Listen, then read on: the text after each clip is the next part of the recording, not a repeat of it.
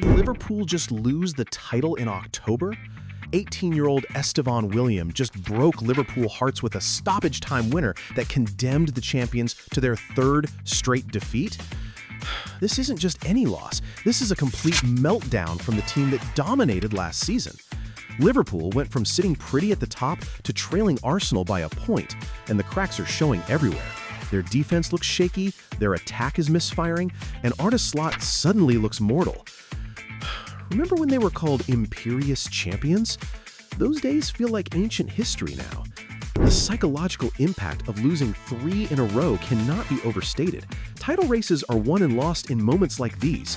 Chelsea's celebration was wild, with Enzo Maresca getting sent off for his touchline antics. But here's the real question. Is this just a blip? Or are we watching Liverpool's title defense crumble?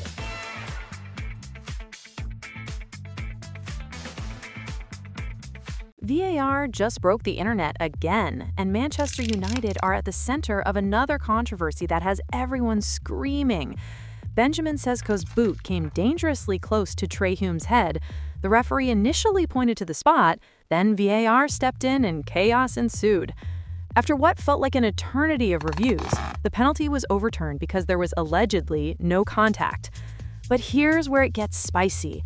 Former referee Mike Bean is calling out the entire process, saying it shouldn't have taken so long and questioning why an assistant referee was acting as VAR. The Premier League had to release an official statement explaining the decision, which never happens unless something went seriously wrong. United fans are celebrating, but Sunderland supporters are furious, and social media is a battlefield. This isn't just about one decision, it's about the credibility of VAR itself. When former officials are publicly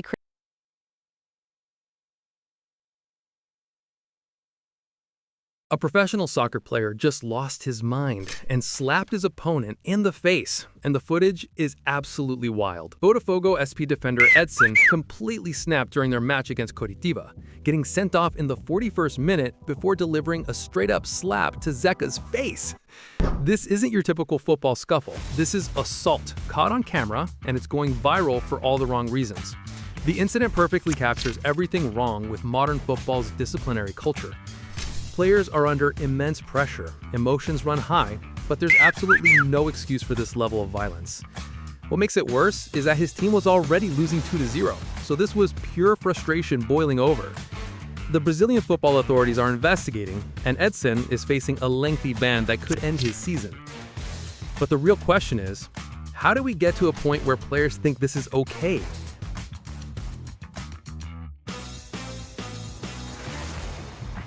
Manchester United fans have declared war on the Premier League's referees, and social media has become a battlefield of epic proportions.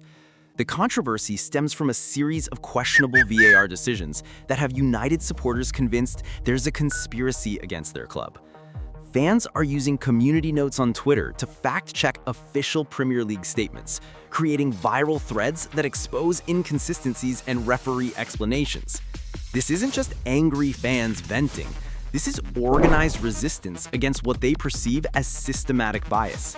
The PGMOL, the organization that oversees Premier League referees, is facing unprecedented scrutiny as United supporters dissect every decision with forensic detail. What makes this situation explosive is that even former referees are joining the criticism, lending credibility to fan complaints.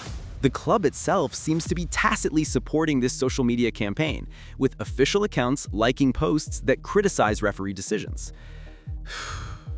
This represents a fundamental breakdown in tandem.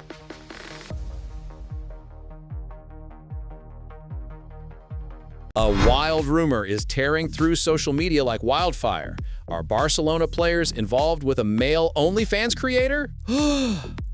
A Spanish YouTuber dropped this bombshell during an interview, claiming that several Barcelona footballers have been clients of an adult content creator. While these allegations remain completely unverified, they're spreading across social media platforms faster than Barcelona can deny them. This story perfectly captures how modern football scandals develop in the digital age. Unsubstantiated claims can go viral and damage reputations before facts are established. The timing couldn't be worse for Barcelona, who are already dealing with financial struggles and on-field inconsistencies. If these rumors gain traction, they could become a massive distraction for players and management. The club's social media team is likely working overtime to contain the damage, but in today's internet culture, denials often fuel more speculation. This situation highlights the vulnerability of modern athletes to online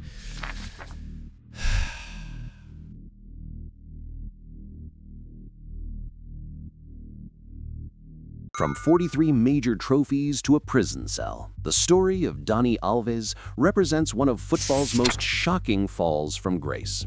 The legendary Brazilian defender was once the most successful player in football history, winning everything from Champions League titles to World Cups. His trophy cabinet was the envy of every footballer on the planet. But a rape conviction in Barcelona changed everything, transforming him from a celebrated icon into a convicted criminal serving time behind bars. This isn't just about one man's downfall, it's about the culture of entitlement that can develop around superstar athletes. Alves had the world at his feet, adored by millions, earning millions, living a life most people can only dream of. Yep, somewhere along the way, he lost sight of basic human decency and respect. His case has sparked important conversations about athlete behavior, accountability, and the responsibility that comes with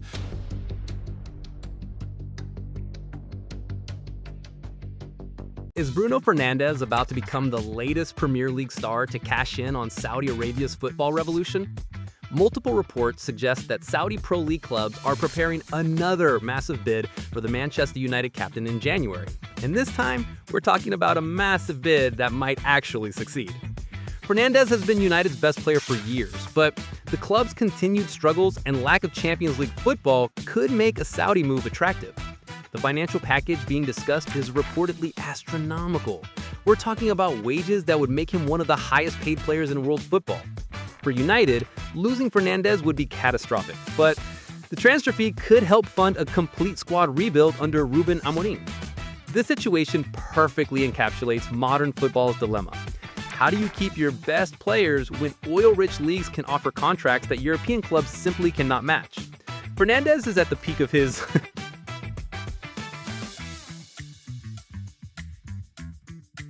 Arsenal are sitting pretty at the top of the Premier League table, and suddenly everything feels different at the Emirates Stadium. After years of near misses and heartbreak, the Gunners are showing the kind of consistency and mental strength that champions are made of.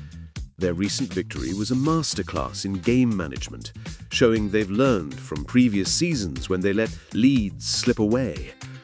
What's most impressive about this Arsenal team is their depth and versatility. They can win games in multiple ways, whether through slick passing moves or grinding out results when things get tough.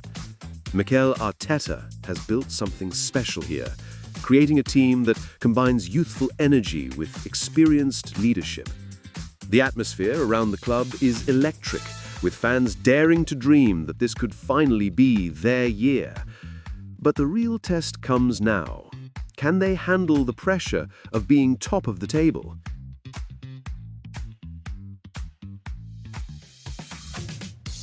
Sheffield Wednesday fans have reached their breaking point, and the scenes at Hillsborough were absolutely chaotic as supporters stormed the pitch to protest against their club's ownership.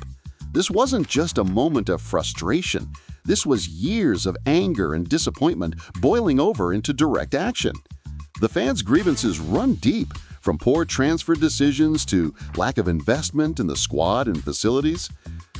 What makes this protest particularly powerful is that it shows how disconnected modern football ownership can become from the supporters who are the lifeblood of their clubs. Wednesday fans have watched their team struggle while feeling like their voices aren't being heard by those in charge.